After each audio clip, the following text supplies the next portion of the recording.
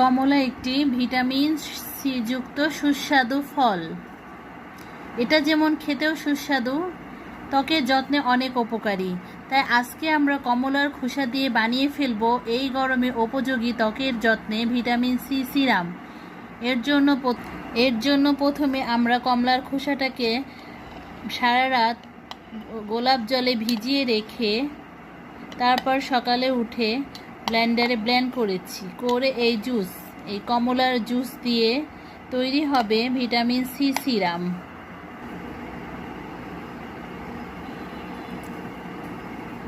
এর জন্য প্রথমে 3 চা চামচ কমলার রস নিব, অ্যালোভেরা জেল,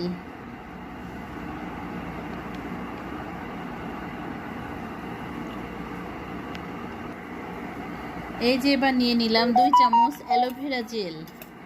এটাকে ভালোভাবে মিক্সড। এবার দিলাম একটা ভিটামিন ই,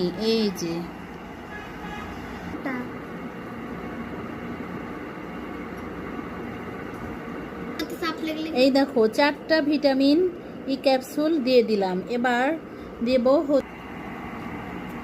এরপরে দিয়ে দিয়েছি গ্লিসারিন।